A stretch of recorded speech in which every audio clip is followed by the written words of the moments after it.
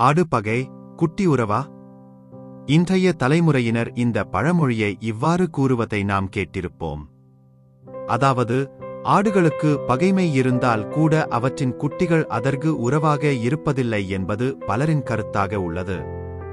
உண்மையில் இந்த பழமொழியின் பொருள், ஆடு என்பது வீட்டில் உள்ள பெரியவர்களையும், குட்டி என்பது சிறியவர்களையும் குறிக்கும்.